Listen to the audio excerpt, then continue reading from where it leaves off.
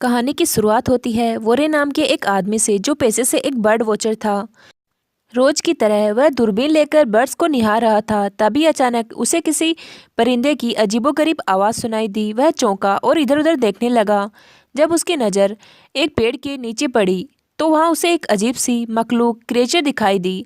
एक ऐसी बच्ची जो दिखने में तो इंसान जैसी थी मगर उसके हाथों की जगह पंख थे। वोरेन हैरान रह गया। उसने जिंदगी में कभी ऐसा मंजर नहीं देखा था। पेड़ पर ना कोई घोंसला था, ना ही आसपास कोई ऐसा परिंदा। उसे कुछ समझ नहीं आया। वो उस बच्ची को अपने घर ले आया।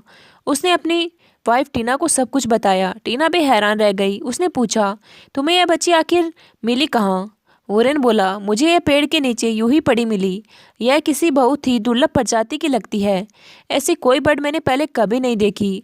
मुझे समझ नहीं आ रहा कि हम इसका क्या करें।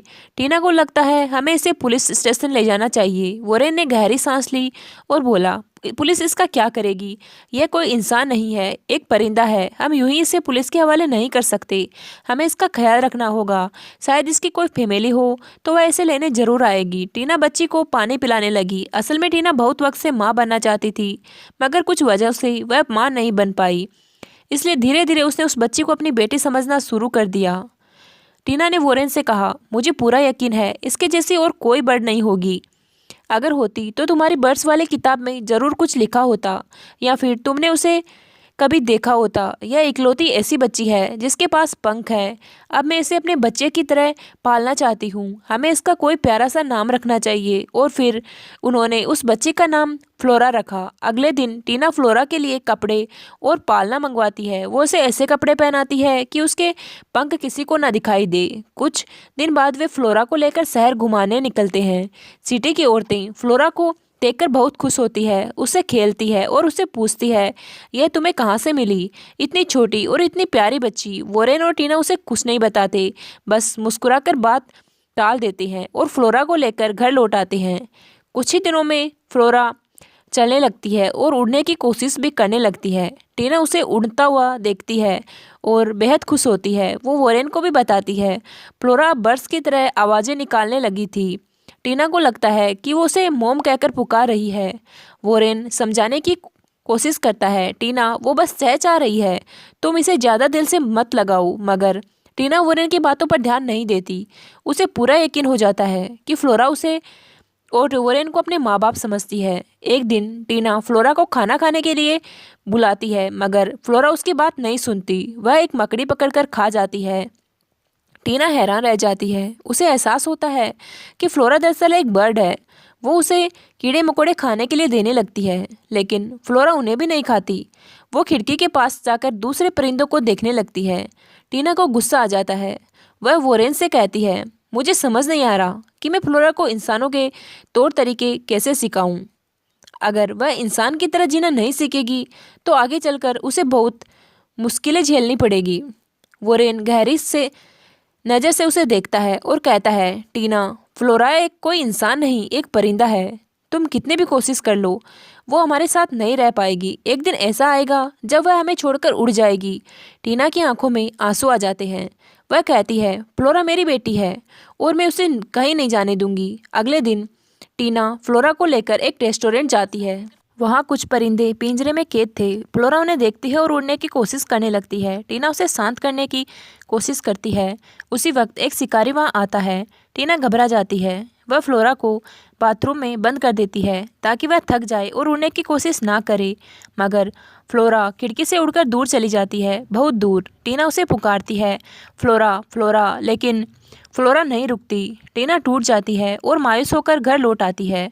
वोरेन टीना को कहता है, अभी कुछ वक्त पहले मैंने फ्लोरा जैसी एक लड़की को हवा में उड़ते हुए देखा। उसने भी नीला स्वेटर पहना था। टीना उसकी बात का जवाब नहीं देती। वोरेन समझ जाता है वह फ्लोरा ही थी। फ्लोरा के जाने से टीना बेहद उदास हो जाती है, यहाँ तक कि फ्लोरा की याद में वह भी मकड़ी खाने लगती। वोरेन को यह देखकर बहुत अफसोस होता है। वो टीना को साथ लेकर फ्लोरा को ढूंढने निकल पड़ता है। दूसरी तरफ फ्लोरा दूसरे परिंदों के साथ उड़कर सिटी में पहुंच जाती है लेकिन बहुत देर तक उड़ने की वजह से उसका बैलेंस बिगड़ने लगता है और वह एक घर के अंदर गिर जाती है। वो लोली के रूम में गिरी थी। फ्लोरा को देखकर लोली चौंक जाती है। लोली अपने डेट से खुश नहीं थी। वह भी एक परिंदे की तरह उड़कर घर से दूर भागना जाना चाहती थी।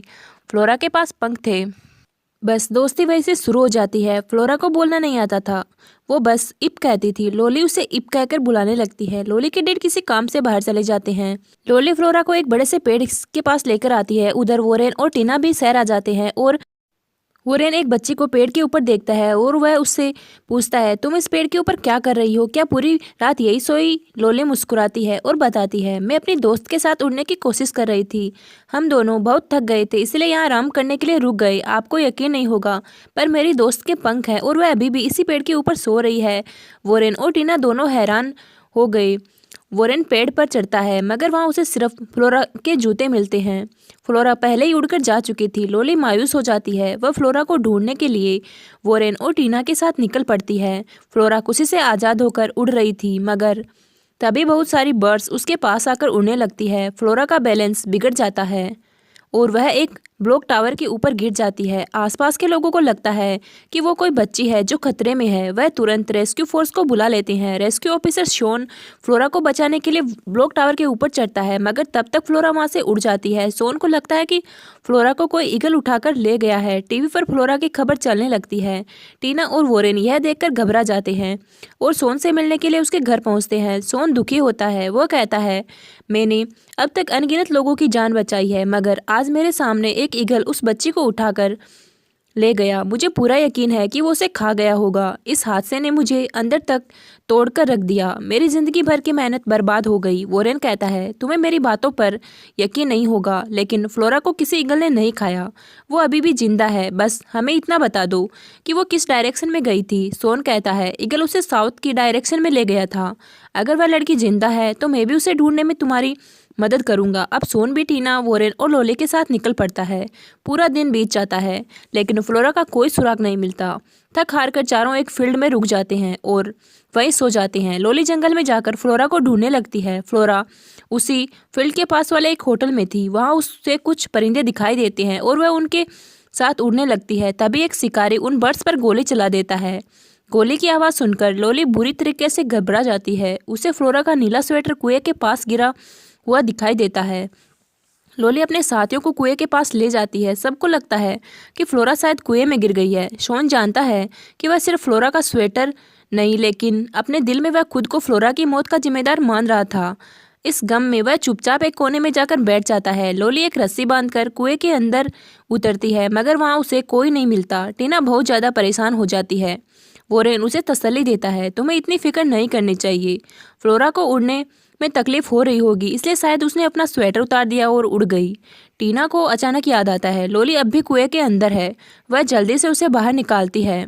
चारों एक होटल में जाकर रुकते हैं। वहीं लोली को एक लड़का पेड़ पर बैठा दिखाई देता है। उसका नाम बोर था।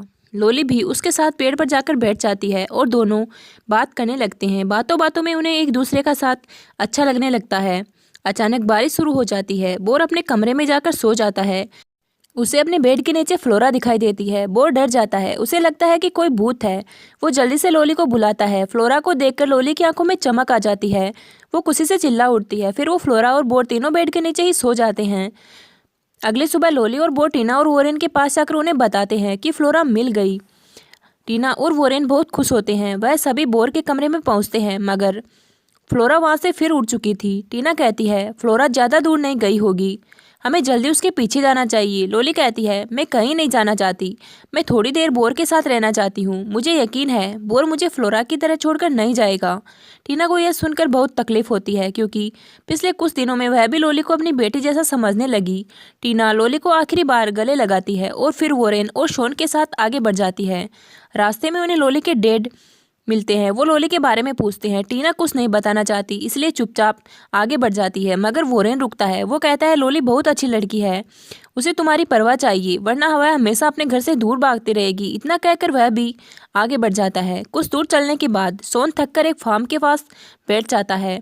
टीना उससे ब्रेड देती है और कहती है कि हमें आगे बढ़ना चाहिए, मगर शॉन की आंखों में आंसू आ जाते हैं। वह कहता है, मैं हमेशा से एक अच्छा रेस्क्यू ऑफिसर रहा हूँ, लेकिन अब मुझे अपनी काबिलियत पर शक हो रहा है। मेरी वजह से फ्लोरा की जान चली गई, मैं खुद को कभी माफ़ नहीं कर पाऊंगा। टीना उसकी बातों पर ध्यान नहीं देती। उसे फ्लोरा को ढूंढना था। वो शो को वही छोड़कर आगे बढ़ जाती है। वोरेन शॉन को अकेला छोड़ना नहीं चाहता, वो टीना को भी रोक देता है और तीनों वापस फार्म पर लौट आते हैं। उसी रात फ्लोरा फार्म के पास से उड़ रही थी। अंधेरा बहुत था, इसलिए वह ज़्यादा देख नहीं पाई और एक पेड़ में फंस गई। फ्लोरा की आवाज़ शॉन को सुनाई देती है। वह बिना कुछ सोचे पेड़ पर चढ़ जाता है। वह फ्लोरा को बाहर निकालता है, मगर फ्लोरा का एक पंख टूट चुका था। शॉन एक रस्सी की मदद से उसका पंख बांध देता है। फ्लोरा फिर से मुस्कुराती है, खुश होती है और उड़कर वहां से चली जाती है। फ्लोरा को जिंदा देखकर शॉन के चेहरे पर सुकून छा जाता है। वो फार्म के ऊपर चढ़कर सर्कस ट्रिक करने लगता है। टीना उसे नीचे आने के लिए कहती है, मगर शॉन उसकी बातों पर ध्यान नहीं देता। अचानक शॉन का पैर फिसल जाता है और वह जमीन पर आकर गिरता है, मगर खुशकिस्मती से उसे ज़्यादा चोट नहीं लगती। वह कहता है, मैं इतने वक्त से यही समझ रहा था कि फ्लोरा को कोई ईगल उठा ले गया है, पर ऐसा कुछ नहीं हुआ। मैं रात को फ्लोरा से मिला था। यह सुनकर टीना हैरान रह जाती है। वो पूछती है, मुझे यकीन नहीं हो रहा कि तूने फ्लोरा को देखा। उसे कहीं चोट तो नहीं आई और अब वो कहाँ है? शॉन कहता है, तुम्हें फिक्र करने की कोई ज़रूरत नहीं। फ्लोरा बिल्कुल ठीक है। उसका सिर्फ एक पंख टूटा था, पर मैंने उसे ठीक कर दिया। उसके बाद वह उड़कर यहाँ से चली गई। टीना वोरेन से कहती है, मुझे समझ नहीं आ रहा वो हमें छोड़कर बाकी सबको क्यों नजर आ रही है। मुझे तो लगता है वह समंदर पार करके कहीं दूर चली गई होगी। वोरेन जवाब देता है, तुम कैसी बातें कर रही हो? फ्लोरा अभी इतनी बड़ी और ताकतवर नहीं है कि समंदर पार उड़ सके।